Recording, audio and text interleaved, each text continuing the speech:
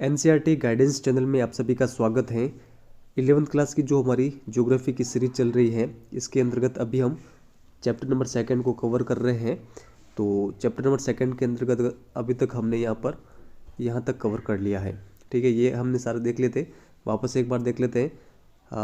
भू-आकृति भू-आकृतियों के अंतर्गत भारत को बांटा गया है, उनमें 6 प्रमुख प्रकार है।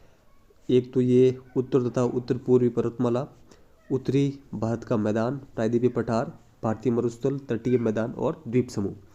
तो आज हम जो उत्तर तथा उत्तरी पूर्वी पर्वतमाला है, इसको हम पूरा यहाँ पर इसके सारे नोट्स देखेंगे। तो शुरुआत करते हैं यहाँ से। उत्तर तथा उत्तरी पूर्वी पर्वतमाला, इसके अंतर्गत जो प्रमुख श्रेणियाँ हैं वो कौन कौन सी हैं? तो प्रमुख श्रेणियाँ हैं पार हिमालय, वृहत हिमालय, मध्य हिमालय और शिवालिक हिमालय। सबसे ऊपर है पार हिमालय, उसके नीचे वृहत हिमालय, फिर मध्य हिमालय और उसके नीचे शिवालिक हिमालय। दिशा की अगर हम बात करें तो भारत के उत्तर पश्चिम भाग से दक्षिण पूर्व दिशा तक ये फैला हुआ है। ठीक है, हिमालय पर्वत। वृहद हिमालय श्रृंखला केंद्रीय अक्षीय श्रेणी, पूर्व से पश्चिम तक इसकी देखिए जो लंबाई है हिमालय की वो है 2500 किलोमीटर, और उत्तर से दक्षिण की इसकी जो चौड़ाई है वो है 160 से लगाकर 400 किलोमीटर। तो ये आप ध्यान रखिएगा, वृहद हिमालय श्रृंखला की ये लंबाई और चौड़ाई। बुक के अंतर्गत ये फैक्ट दे रखे हैं।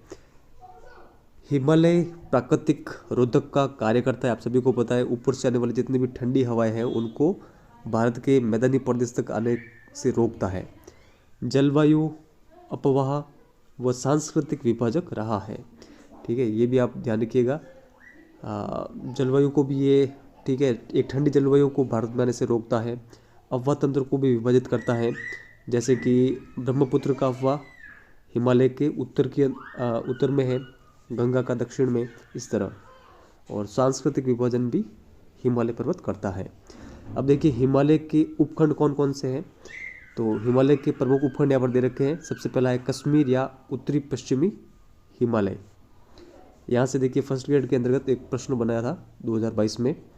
हिमाचल और उत्तरांचल हिमालय, दार्जिलिंग और सिक्किम हिमालय, अरुणाचल हिमालय, पूर्वी पहाड़ियाँ और पर्वत।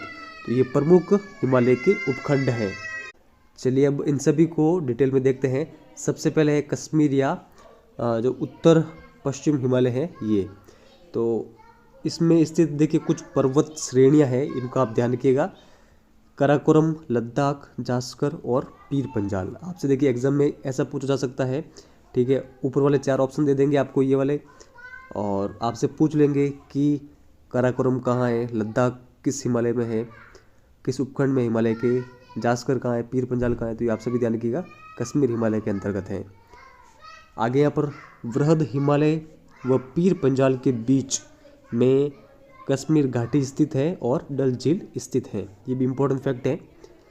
हिमानी नदियाँ कौन कौन सी है इस क्षेत्र में, कश्मीर हिमालय में? तो बल्टोरो और सियाचिन।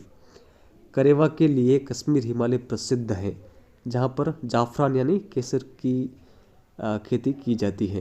केसर की किस्म है जाफरान। देखिए यहाँ पर ये 4 प्रमुख दर्रे दे रखे हैं। यहीं से आरपीएससी फर्स्ट ग्रेड एग्जाम 2022 में प्रश्न बना था। तो देखते सभी को। वृहद हिमालय के अंतर्गत स्थित है जोजिला दर्रा, पीर पंजाल स्थित है, ठीक है, पीर पंजाल में स्थित है बनिहाल दर्रा, जास्कर में फटूला दर्रा और लद्दाख में है खारदुंगला दर्रा। ये आप ध्यान रखिए। आगे यहाँ बढ़ते हैं। मीठे पानी की झीलें के अंतर्गत कश्मीर हिमालय में है डल और वुलर। ये देखिए जितने भी फैक्ट हम पढ़ रहे सभी कश्मीर हिमालय से संबंधित हैं। लवण जल की झीलें पागांगशो और सोमोरिरी। सिंधु की सहायक नदियाँ झेलम, चिनाब इसी क्षेत्र में प्रवाहित होती हैं। प्रसिद्ध जो तीर्थ स्थान है वो कौन कौन से हैं? वैष्णो देवी, अमरनाथ गुफा, चरार ए शरीफ। श्रीनगर जो है वो झेलम नदी के किनारे स्थित है। तो ये फैक्ट आप थोड़ा सा ध्यान रखिएगा, इम्पोर्टेंट है। श्रीनगर झेलम नदी के किनारे स्थित है। और डल झील, ठीक है, डल झील भी श्रीनगर में स्थित है। कश्मीर घाटी में झेलम युवा अवस्था के अंतर्गत बहती है। विसर्पी बहाव के लिए प्रसिद्ध है झेलम नदी। प्रदेश के दक्षिणी भाग में अनुदैर्ध्य घाटियाँ पाई जाती है जिन्हें दून कहा जाता है। प्रमुख दून कौन कौन से हैं? जम्मू दून और पठानकोट दून। तो ये दोनों किस में स्थित है? कश्मीर हिमालय के अंतर्गत। आगे यहाँ देखिए करेवा क्या है? करेवा कश्मीर हिमालय में अनेक दर्रे जैसे करेवा, हिमनद, चिकनी मिट्टी और दूसरे पदार्थों का हिमोड पर मोटी परत के रूप में जमाव ही करेवा है। तो ये फैक्ट आप ध्यान रखिए। अब सेकंड यहाँ पर देखिए हिमाचल और उत्तराखंड हिमालय। इसका विस्तार देखिए। पश्चिम में रावी नदी से लगाकर पूर्व में घाघरा की जो सहायक नदी है काली, इस तक इसका विस्तार है। नदियाँ, सिंधु की सहायक नदियाँ इस क्षेत्र में बहती है। रावी, व्यास और सतलज। गंगा की सहायक यमुना और घाघरा भी यहीं इसी क्षेत्र में बहती है। हिमालय की तीनों प्रमुख पर्वत श्रृंखलाएं इसी खंड में स्थित हैं। कौन कौन सी? वृहद हिमालय, लघु हिमालय और शिवालिक हिमालय। और देखिए ये जो लघु हिमालय है इसको हिमाचल के अंतर्गत धौलाधर, उत्तराखंड में नागतिबा कहते हैं। ये सारे इंपॉर्टेंट फैक्ट है, आप अच्छे से ध्यान रखिएगा। आगे यहाँ पर लघु हिमालय में ब्रिटिश प्रशासन के लिए प्रमुख आकर्षण केंद्र धर्मशाला, मसूरी, कसौली, अल्मोड़ा, लैंसडाउन और रानीखेत हैं। तो ये आप थोड़ा सा ध्यान रखिएगा, ये कहाँ है? लघु हिमालय के अंतर्गत। आगे यहाँ पर देखिए शिवालिक। शिवालिक इस शब्द की उत्पत्ति शिवावाला में पाए जाने वाले भूगर्भिक रचनाओं से हुई है। पहले इंपीरियल सर्वे का मुख्यालय शिवावाला था, बाद में इसको शिफ्ट कर दिया गया देहरादून के अंतर्गत। तो ये आप ध्यान रखिएगा। आगे देखिए दो महत्वपूर्ण स्थलाकृतियाँ, एक है शिवालिक, एक है दून। प्रमुख कुछ दून है चंडीगढ़ कालका दून, नालागढ़ दून, देहरादून हरिके दून, कोटा दून। तो जो ये उत्तराखंड और हिमाचल वाला हिमालय है इसी के अंतर्गत ये सभी स्थित है। देहरादून के बारे में बुक में दे रखा था। इनमें से जो सबसे बड़ी घाटी है वो है देहरादून, ठीक है। इनमें से लंबाई की अगर हम बात करें तो 35 से लगाकर 45 किलोमीटर, चौड़ाई की बात करें तो 22 से लगाकर 25 किलोमीटर। वृहद हिमालय की घाटियों में ये जनजातियाँ पाई जाती है जिसमें है भोटिया प्रजाति। तो भोटिया प्रजाति यहाँ पर रहती है। ये खानाबदोश लोग हैं जो ग्रीष्म ऋतु में बुग्याल ऊंचाई पर स्थित घास के मैदान में चले जाते हैं, शीत ऋतु में वापस ये घाटियों में लौटते हैं। तो ये इम्पोर्टेंट फैक्ट है, ये आप ध्यान रखिए। आगे फूलों की जो घाटी है वो भी यहीं इसी हिमालय के अंतर्गत स्थित है। गंगोत्री, यमुनोत्री, केदारनाथ, बद्रीनाथ, हेमकुंड सभी यहीं पर स्थित हैं। अब देखिए थर्ड है दार्जिलिंग या फिर सिक्किम हिमालय।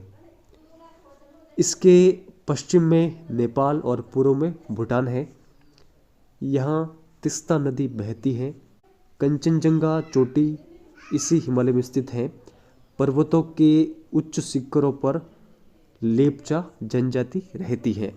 ये देखिए ये प्रश्न फर्स्ट ग्रेड एग्जाम के अंतर्गत पूछा गया था कि दुआर स्थलाकृतियाँ किस हिमालय के अंतर्गत पाई जाती हैं।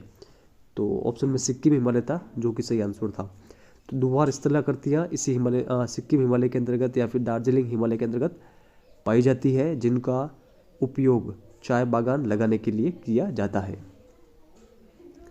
आगे है अरुणाचल हिमालय।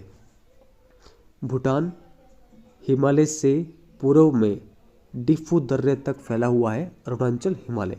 दिशा दक्षिण पूर्व से उत्तर पूर्व। प्रमुख चोटियाँ कागतू, नामचा, बरुआ।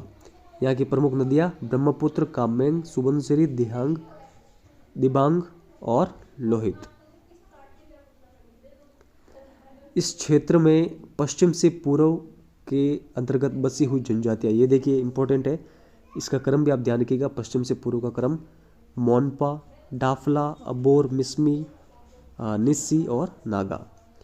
जनजातियाँ यहाँ पर झूम खेती करती हैं, जिसे स्थानांतरित कृषि या फिर स्लेश एंड बर्न कृषि भी कहते हैं। असम अरुणाचल की सीमा पर स्थित दुआर क्षेत्र से होकर ही कारोबार किया जाता है। तो ये फैक्ट आप ध्यान रखिए। आगे है पूर्वी पहाड़ियाँ और पर्वत। इनकी देखिए जो दिशा है वो है उत्तर से दक्षिण। उत्तर में ये पटकोईबुम, नागा पहाड़ियाँ, मणिपुर पहाड़ियाँ, दक्षिण में मिजो या लुसई पहाड़ियाँ कहलाती हैं। बराक नदी यहाँ पर बहती है। मणिपुर व मिजोरम की मुख्य नदी है। लोकटक झील मणिपुर में स्थित है। ये सभी इसी पूर्वी जो हिमालय है इसके अंतर्गत आती हैं। मिजोरम को मोलेसिस बेसिन भी कहते हैं। बराक मेघना की सहायक नदी है। चिंदविन म्यांमार की इरावती नदी की सहायक नदी है। तो ये सारे देखिए इंपॉर्टेंट फैक्ट हैं हिमालय पर्वत से संबंधित, NCERT 11th क्लास की बुक के अंतर्गत, जो कि मैंने आपके सामने रखे हैं। नेक्स्ट वीडियो से हम भारत के उत्तरी जो मैदान है उसके नोट्स आपके सामने रखेंगे। इस वीडियो में इतना ही, धन्यवाद।